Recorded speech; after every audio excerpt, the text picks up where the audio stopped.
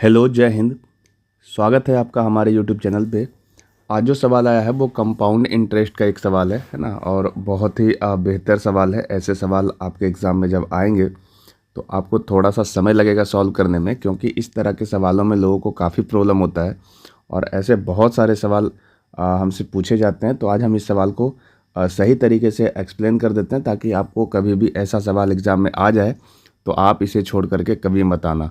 चलिए देखिए सवाल क्या कह रहा है कि 1200 रुपये की धनराशि 15 माह के लिए 10% वार्षिक, ठीक है, रेट दिया हुआ है 10% वार्षिक चक्रवृद्धि ब्याज की दर से 6 माह के लिए निवेश की गई है ना। ठीक है, यहाँ पे 6 माह के लिए निवेश की जाती है। तो बोला है 15 माह के बाद प्रतिशत लाभ क्या होगा, है ना। दशमलव के एक स्थान तक आपको बताना है। ठीक है, तो इसमें क्या क्या आपको ध्यान में रखना है वो देखिए। सबसे पहला इसमें मूलधन दे रखा है। मूलधन इसमें 12,000 रुपया दे रखा है ना। और जो दर है इसका रेट वो दिया हुआ है 10% वार्षिक, है ना। 10% वार्षिक है, पर आपको कैलकुलेट करना है छमाही के हिसाब से, है ना। 6 माह के लिए निवेश करते हैं तो छमाही के हिसाब से जब इसको हम डिस्कस करेंगे तो ये वैल्यू आपका जो रेट होता है छमाही के केस में आधा हो जाता है। तो हम इसको जब आधा कर देंगे तो ये आ जाएगा 5% छमाही। छमाही मतलब 6 महीना पे इसका ब्याज लगेगा। ठीक है, और टोटल टाइम दिया हुआ है आपका 15 माह यानी 15 महीना। तो 15 महीना के बाद आपको कैलकुलेट करना है। ठीक है, पर ध्यान रहे कि आपको जो ब्याज लगेगा वो हर 6 महीना पे लगेगा। मतलब ये कि 6 महीने के बाद ब्याज देना है, फिर अगला ब्याज 12 महीने पे देना है और अगला ब्याज 18वां महीना में देना है। ठीक है, लेकिन आपको 15 महीने तक ही कैलकुलेट करना है। ठीक है, तो हम जिस तरीके से आपको सॉल्व करने की कोशिश कर रहे हैं उस तरीके से समझिए तो आपका सवाल इस तरह का जल्दी बन जाएगा। ठीक है, तो सबसे पहले क्या करो, मूलधन को नोट डाउन करो। मूलधन कितना था? 12,000। यहाँ पे ये 12,000 रुपया लिख रहे हैं, समझना इसको ध्यानपूर्वक। 12,000 रुपये का मूलधन हो गया।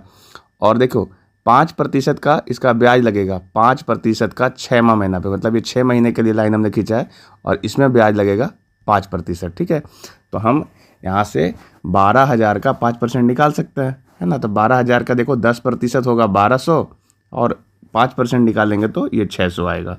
ठीक है, ये आपको जल्दी से निकाल लेना है। अब अगला जो 6 महीना होगा, मान लो ये अगला 6 महीना के लिए लाइन है, तो अगले 6 महीने के लिए जो आपका ब्याज लगेगा वो 12,000 पर भी 5% लगेगा, है ना। 12,000 पे भी 5% लगेगा और इस 600 पे भी 5% लगेगा। इस 600 पर भी 5% लगेगा, चूँकि ये दोनों वैल्यू आपका चक्रवृद्धि ब्याज है तो ये दोनों आपका बकाया हो गया। तो जब हम 12,000 का 5% निकालेंगे तो ये तो 600 ही आएगा। और जब हम इस 600 का 5% निकालेंगे तो देखो इसका 10% जो है वो 60 होगा और 5% इसका 30 होगा। हो गया इतना काम। अब हम अगेन 6 महीने के लिए चलते हैं। तो अगले 6 महीने के लिए जब हम जाएंगे तो देखो सबसे पहले 12,000 का 5% लगेगा। तो 12,000 का 5% कितना हो गया? 600, है ना। फिर इस 600 का 5% लगेगा, तो 600 का 5% 30 होगा। फिर इस 600 का 5% रेट लगेगा तो वो भी 30 होगा। और जब इस 30 का 5% निकालेंगे तो वो आपका देखो 10% 3 होगा और 5% 1.5 होगा, है ना। तो हमने हर 6 महीने का निकाल लिया। देखो पहला 6 महीना जो है उसका ब्याज 600 रुपया। देखो समझना इस बात को अच्छे से, थोड़ा सा लिख देते हैं ताकि आपको कोई कन्फ्यूजन ना हो। ठीक है, पहला 6 महीना होता है, फर्स्ट 6 महीना का पहला 6 महीना का ब्याज कितना है? तो ये 600 रुपया है ना। दूसरे 6 महीने के लिए ब्याज कितना है? दूसरे 6 महीने के लिए ब्याज है ये 600 और प्लस 30 यानी 630। और तीसरे 6 महीने का ब्याज कितना है? तो तीसरे 6 महीने का ब्याज देखो कितना है? 630 और 30 60, 660 और 161 यानी 661.5 रुपया। ठीक है, ये इतना वैल्यू आपका आ गया। अब यहाँ से आपको क्या करना है,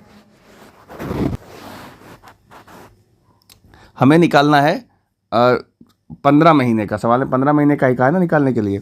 तो हम क्या करेंगे कि ये वाला जो अंतिम का 6 महीने का ब्याज है, तो 6 महीने का 661 रुपये है ना। तो हम यहाँ से अगर 3 महीने का निकालें, ये जो है ना आपका ये 6 महीने का है ना, तो हम यहाँ से अगर 3 महीने का निकालना चाहें तो 3 महीने का ब्याज कितना होगा? तो इसका आधा कर लेंगे तो 661.5 का आधा हो जाएगा। और ये वैल्यू आपका आ जाएगा, जब इसको आप आधा करोगे तो ये वैल्यू आपको मिलेगा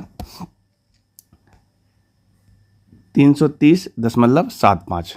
330.75। अब इसको आधा करना, इतना रुपये आपको मिल जाएगा। तो टोटल 15 महीने का ब्याज कितना हो गया? यहाँ से लिख दें अगर हम 15 महीने का ब्याज की बात करें कि तो सारे वैल्यू को जोड़ लेंगे, किसको किसको, 600 को, 630 को और 330.75 को। इन सबको जब आप जोड़ोगे तो फाइनल ये आपको वैल्यू मिल जाएगा 1560.75। ठीक है, ये इतना वैल्यू आपको मिलेगा, इतना रुपया। अब आपसे पूछा क्या गया है उस पर थोड़ा सा ध्यान दीजिए। आपसे पूछा गया है कि अब 15 महीने के बाद उसको लाभ कितना होगा और वो परसेंटेज में आपको बताना है। तो लाभ हुआ है 1560 का, अगर हम परसेंटेज लाभ की बात करें तो हमको कितना का, जो ब्याज मिलेगा वही ना लाभ होता है। तो 1560.75 का लाभ हुआ कितना में, जब हमने पैसा इन्वेस्ट किया है 12,000 रुपया, और इसको हम 100 से मल्टीप्लाई कर लेंगे तो ये वैल्यू देखो यहाँ से कैंसिल आउट हो रहा है, 2 जीरो हटा लेंगे। और इसके बाद इसको हम जब सॉल्व करेंगे तो ये वैल्यू आपका आएगा, चूँकि आपको दशमलव के एक ही अंक तक सॉल्व करना है, तो ये वैल्यू आपका आ रहा है 13.001 इस तरीके से कुछ आएगा। ठीक है ना, इतना परसेंट आएगा, लेकिन आपको दशमलव के एक ही अंक तक बताना है, इसलिए आपका आंसर होगा 13.0%।